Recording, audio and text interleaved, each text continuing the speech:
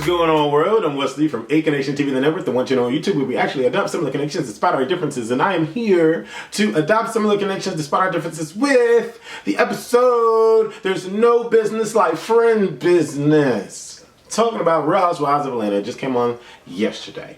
And I am about to do the review now. I was in Vegas. If you follow me on Instagram at Aidan Nation TV, you know that I went on a self-esteem binge, if you will, because I was practically naked in every fucking Instagram picture that I posted, and I received a lot of love about it. And then I received some people like, why, oh my god, so many shirtless pecs. You know what I noticed though about anybody that gives you negative energy or negative comments or anything that's negative? You know, it's usually because they can't do it or they aren't doing it or they're just jealous of the people that are doing it. So for me, I was just like, okay, Wes, all right, fuck them and keep posting. And I kept on motherfucking posting. Post. You know, anyways, a lot of people seem to think that all I do is post my nudity on there, but I'm never nude, number one. And number two, there are so many other pics on there that have quotes and, you know, videos about other shit and comedic shit and like all different types of shit and art and everything, but nobody acknowledges that. They just acknowledge when you post something that they themselves can't post. I'm just saying, but anyways, I wanted to come on and do this video. First off, I want to say thank y'all. So all the comments I received on the last video, it was really crazy. Like, I did not really think that me talking about Kenya would bring out the Kenya hive, because Kenya has some fans that are like Beyonce Beehive fans. Like, if Kenya goes left and you say, oh my god, Kenya went left, they're gonna be like, no she didn't, she went right, you motherfucker, no she didn't. I'm like, so after I did my second video, I was like, okay, they don't get it. And that's fine.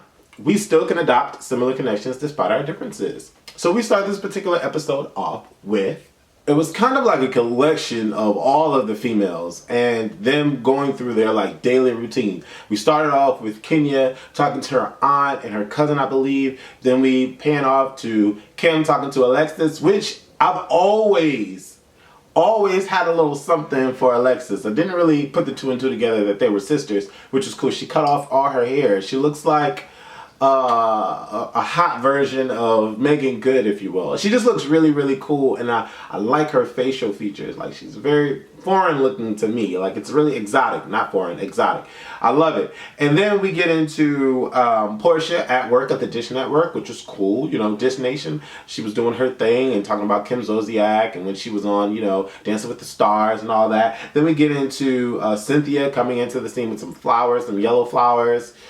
And I'm like, okay. And she's like, oh, I got some yellow flowers from Peter. Let me give him a call. And then the girl was like, well, you know, you got to praise the man when they do things like this. And I'm like, no, not necessarily. In my head, I'm like, no, you don't have to praise a motherfucking body. You don't have to praise them, but do acknowledge when they do good things. But Cynthia's like, I don't know. It's just flowers. I need more flowers than this. Like, I'm like, okay. Either you're going to try to make it work or you're not going to make it work. Like, you know what I'm saying? Like, it's like, for me, I totally believe that it's the thought that counts. Yeah, Peter did some dumb shit. But, I mean, everybody is different in the way that they show that they care. And so for me, it's like, feeling like I have to buy you 100 bouquet of flowers versus one bouquet. Like, is that really going to change what I did? No, it's just going to show that I have money and I'm willing to spend it on you, but where's the value in spending money? Like, you know what I'm saying? Like, that's what I'm thinking. Like, if he bought 100 of them motherfuckers, it wouldn't have changed the fact that he was groping on the female's titty in the video, or graced it, whatever you want to call it. So she calls them and he's like, oh, I got the flowers, but you're going to need to do more than that. I'm like, I don't need shit like that. I really don't. It's unnecessary for me. I just don't. And you know what? I'm starting to realize that I'm just, maybe either A, I'm just a complete idiot. B, I'm just a rare ass breed of individual. Or C, I'm just going to be single for the rest of my life because I feel that love should conquer all. And that you should be able to work through things. But constantly bring it up or constantly be like, I don't know. It's just not for me. It's just not for me. But I realize that everybody that's out there in relationships, like all the relationships around me, like they always argue, but they stay together. I don't understand that. Like, I really don't. Or they get beat up and they stay with the person. Like, I just don't get shit like that. Like, stuff like that doesn't make sense. Like, how can I utter the word I love you if we're constantly fighting, if we're constantly arguing, or if you're beating my ass? But that's just me. I don't know if you get asked out with me, but I just don't think negativity equates positivity and love equates hate. I just don't. It's just for me. But anyways, I'm still single. Candy and Don Juan go to visit Demetria and Roger Bob. I thought this moment was pretty cool because I love seeing Demetria. I think Demetria is, oh my God, she is gorgeous. And the one thing that I can say about Demetria is that she can fucking sing her ass off. She is talented, and it's nice to see that you have someone so stunningly beautiful being able to belt the way that she does. I'm all for her, and I'm all for Roger Bob. If the relationship is working, make it work. Yes, girl. And you know, I kind of miss her on Real Housewives of Atlanta because she gave me that real down hood type chick vibe, and it was so needed on the show. Now, she wasn't as shady as the rest of the queens are, and the rest of the way you love them to be, but she gave it when she needed to give it. It was like necessary shade, if she ever gave shade, and it was necessary attitude, but it was always from a real place. And I fell in love with Demetria McKinney based on that. I just want her album, when it finally drops, to be relative good music. That's all I'm gonna say. And then I'll get into the, you know, unnecessary trouble later, right? Roger Bob and Don Juan, though, they're like concerned about Candy's health because she is a bit older. But Candy pointed out the fact that Jennifer Lopez and Halle Berry were older than her when they had their kids. So I was like, okay, Candy, let it be known, okay? I'm all in support of a woman still trying to make that money even though she's pregnant. It's a beautiful thing. Like when females be like, oh, I can't. All of that extra shit. It's like, I don't know. It's more powerful to see a female still going for it as opposed to a female just sitting on the couch eating their ice cream because they're pregnant. You know what I'm saying? Like, yeah, I don't know. It's just more respect. I respect it more when a female just tries versus not. That's just me. Then we get to Aidan and Phaedra visiting, or getting a visit by Bun, and I still don't understand this name, but whatever. Bun seems to be really like, I don't know, he seems different in this particular episode. He's attractive. He seems mature. He seems fatherly, you know, and he brings Aidan and Dylan some gifts, and you know, like fatherly gifts. Like he has the sneakers with the names on them. Then he has not a bomber jacket, but a leather jacket with the name on the back. And I'm just like, oh, this is so cool. And you know, I'm really like feeling this whole vibe. You know, they go through the whole conversation about Apollo and Phaedra and how Apollo was like, I'm hitting that every day when I go see her, and you know, this, that, and the third. And you know, Phaedra was like, well, yeah, y'all both were in the pen, weren't y'all? Like Phaedra be throwing out shade for no reason, like really do. But it'd be that subtle, like hit you in a ball scrotum kind of shade, not both nuts, but the right nut kind of shade. But whatever. I think it's like her defense mechanism to hide her emotions. But you know, they have this conversation, and I thought the conversation was needed because, you know, Bun is like, well, you know, Apollo's saying he never hears from the kids, and Phaedra's like, Aidan knows how to send emails, and Aidan sends him emails daily, and Aidan this and Aidan that, and Aidan knows, and this and that and the third. And I'm like, okay, nowadays kids are smarter, or just smart, period.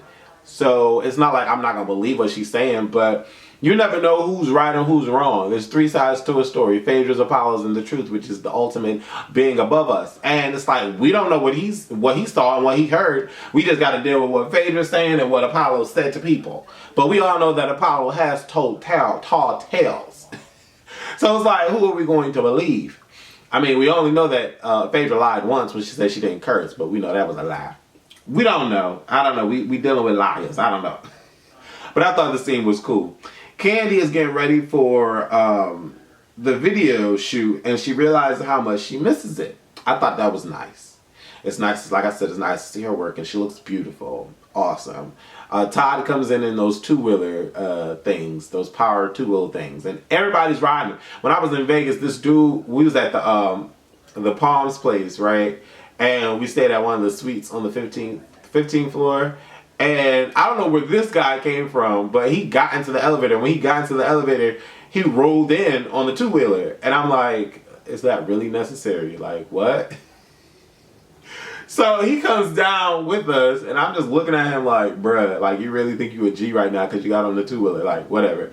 So he wheels himself out of the elevator. Then he wheels himself to the lobby, goes past the lobby, which, by the way, the Palms place is just beautiful. If you ever go to Vegas, stay in the Palms place. It's like 10 minutes away from the strip. Not even like eight minutes away from the strip. 5 minutes away from the strip. It's like right down the road, but on the highway. It's weird, but it's so close. You can see the strip from your window.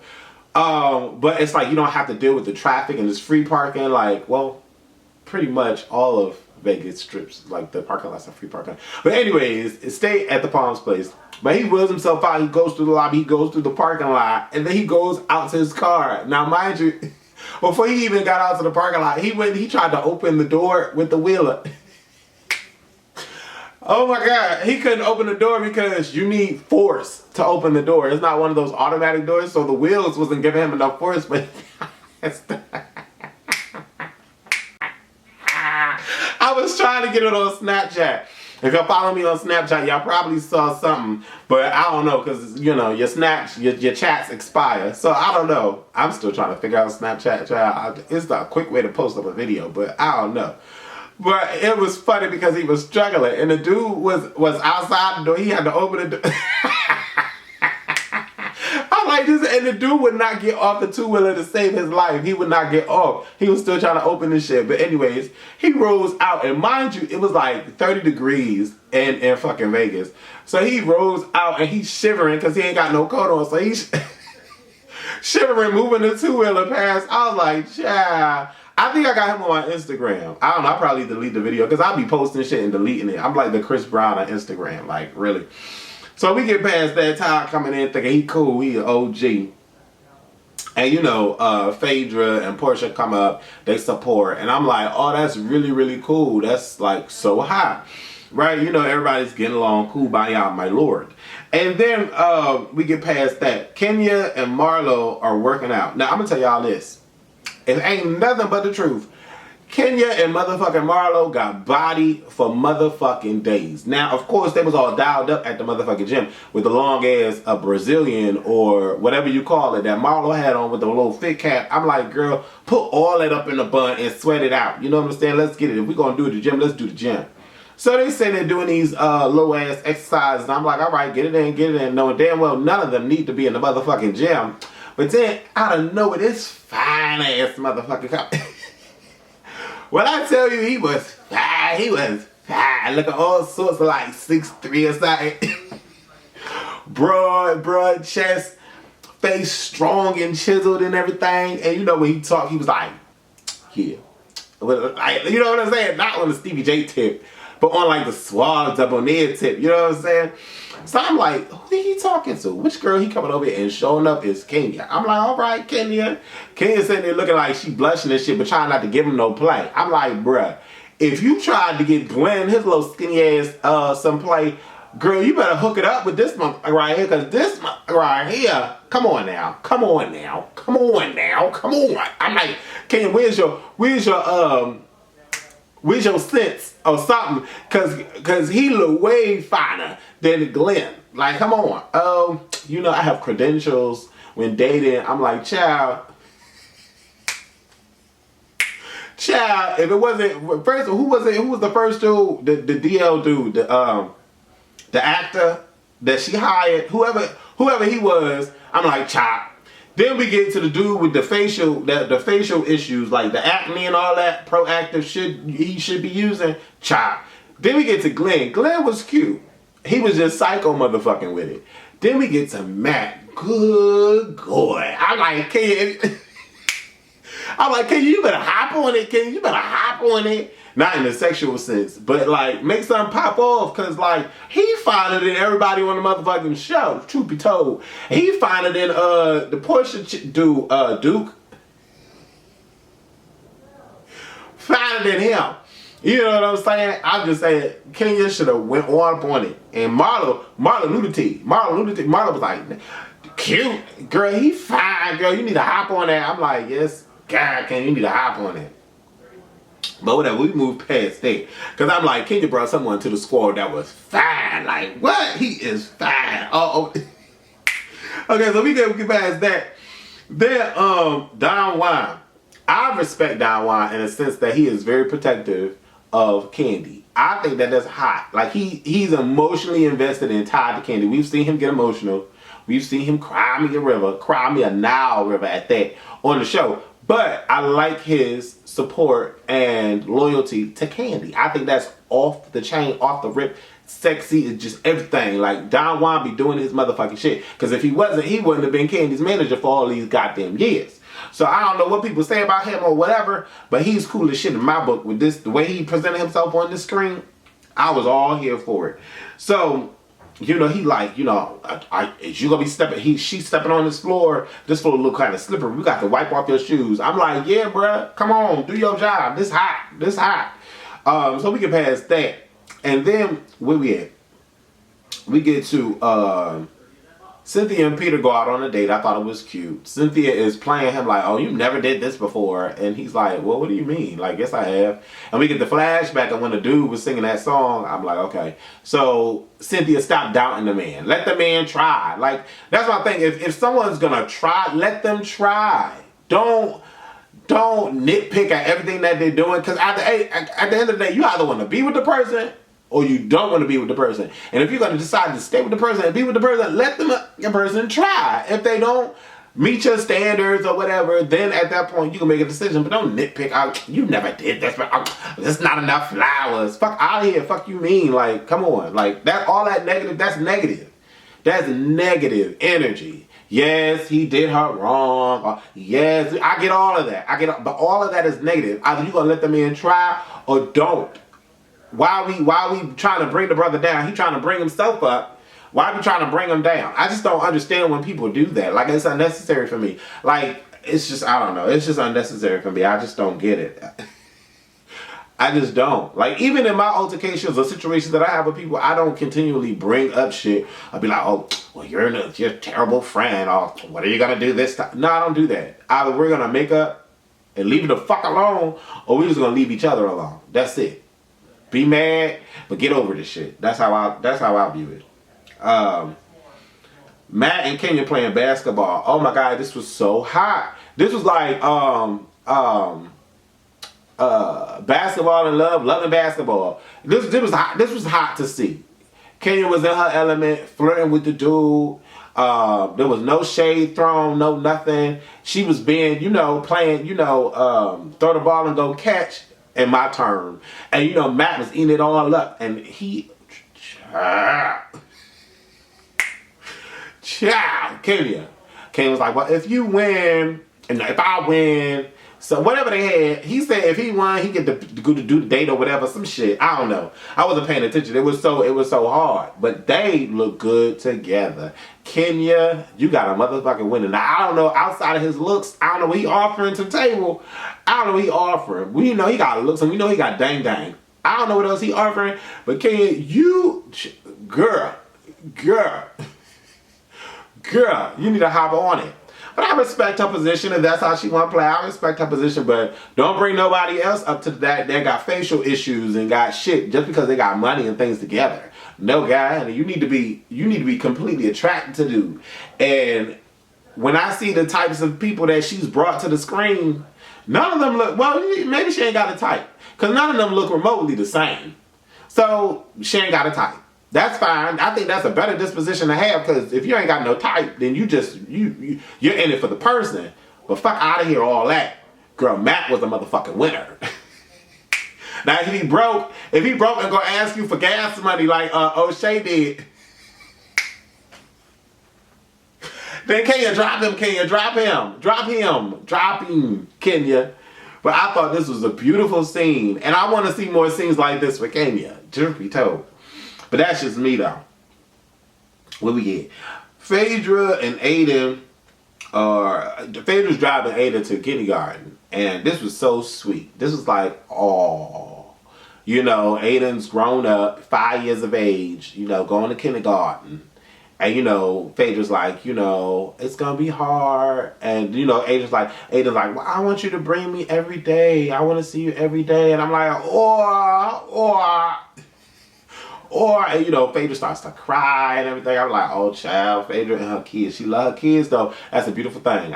Every time, Phaedra reminds me of Papoose and Remy and Yandy and Mendices and how they're, and Lil Fizz, and how they're dealing with their kids on TV. The respect that they have for their children and the way that they show family values. I commend all of those people that I mentioned, and if I forgot anybody that I didn't mention, even Cynthia, the way she does with what's her name, Nala? What is her name? O'Neal. Don't she got a boy's name? Y'all know what I'm talking about, the girl. Y'all know what I'm talking about. I'm bad with names. But I love how they showcase minority black families dealing with each other. It's a beautiful thing. I love it. Single mom doing it. The husband went to jail. She's making it do what it do. Like this, I'm sure there's a lot of women out there that can ass die with her and jail with her and vibe with her. It was a beautiful scene. I appreciate Phaedra for everything that she gives. Portia with the coach. iPad cover. I thought that was cute. She was talking to Oliver. Oliver is alright. But if Portia's happy, I'm happy. Good. Kim meets Cynthia at the party, and Chris and Peter meet. Chris is cute. Kim, do your thing. Now, and I can admit, okay, in the beginning, I didn't want Kim. I couldn't understand why the fuck Kim was on the show. I really couldn't. But then, when I saw that she can stick up for herself, when I saw that she can articulate how she feels without backing down, when I saw that she gives her husband undivided attention, has the kids and everything, living that, she is a housewife of Atlanta, I was like, okay, yeah, she could be on the show. She deserves to be on the show. Yes, she does. I'm like, fuck what you heard. And I, myself, was one of the ones that was riding the bandwagon talking about, I don't understand. I get it now. I completely understand. Now, what she does with her hair, I'm not understanding. I'm not understanding that. But I get it. I completely get it. This is not her lane.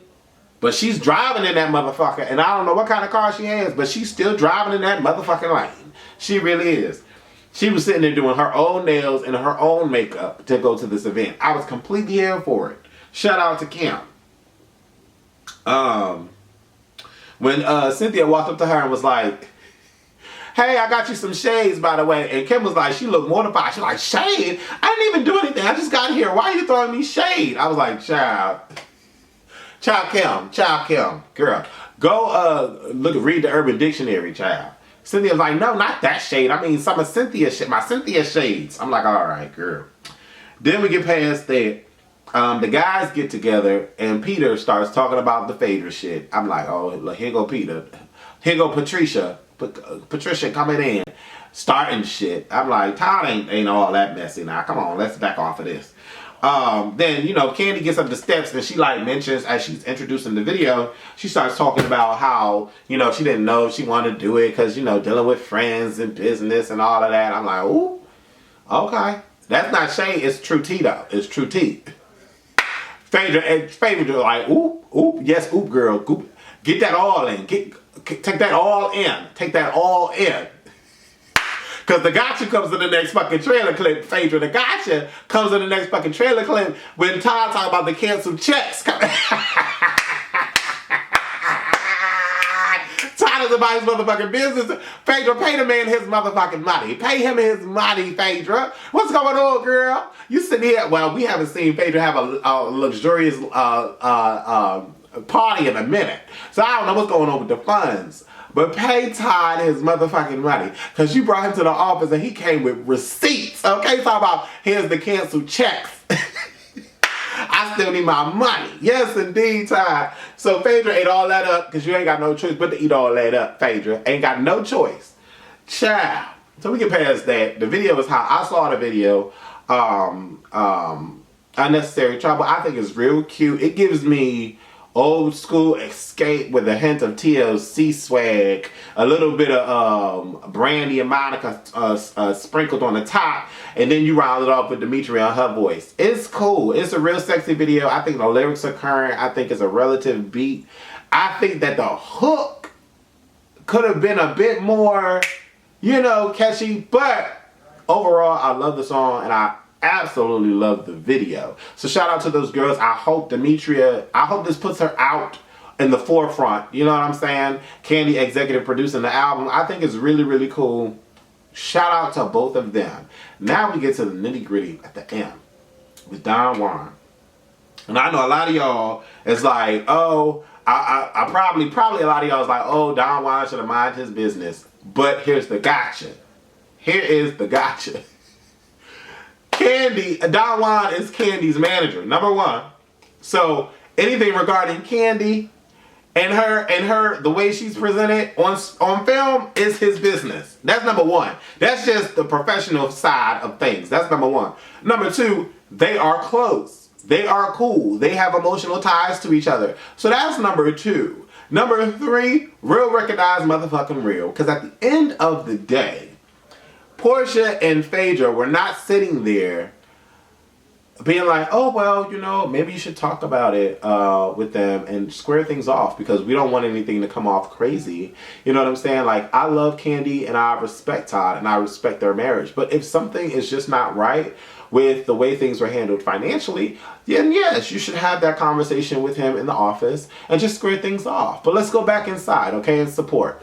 That's not the way that their conversation went. And so when Don Juan came up, I was all for it because no, boo-boo, don't backpedal, Portia, don't backpedal because y'all were being messy. For the camera, y'all were being messy. The way I just said it is not the way that y'all conversation went. Now, if your conversation went the way that I just said it, then Don Juan would have been out of pocket. But he wasn't. He heard y'all. He knows y'all. And case in point, Phaedra was mute. That's why she was mute. Number one, she wasn't going to entertain something.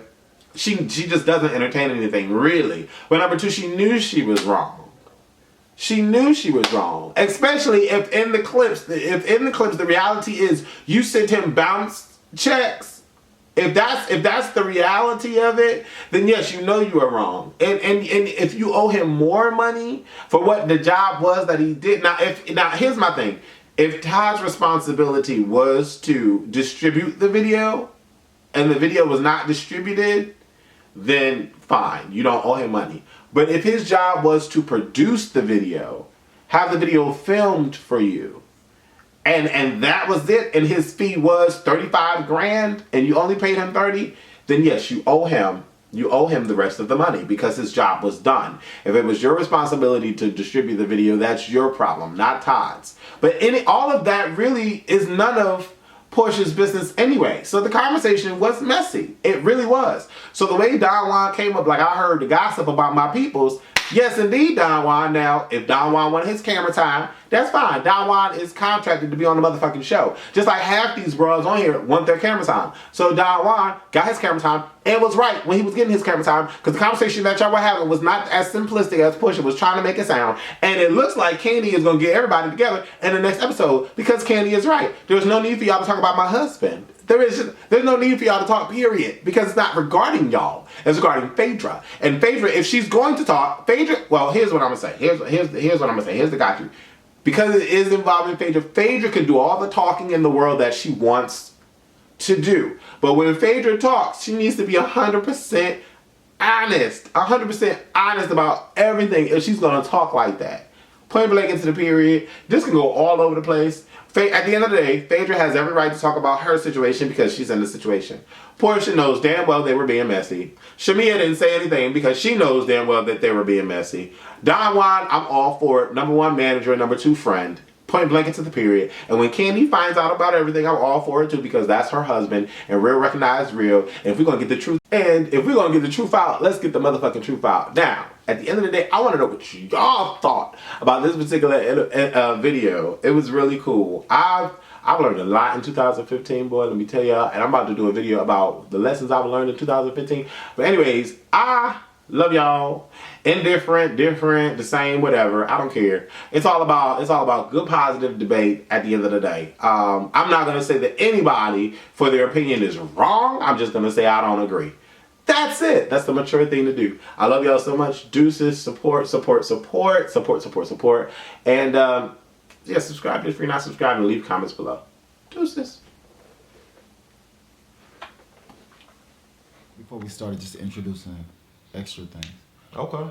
So this is completely like your site. Like it's This not is ran my- through a third party. No, This is your site launched by you. It's launched by me, created by me. And you have actual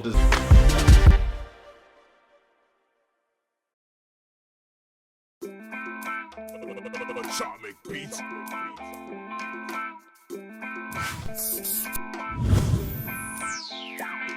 Break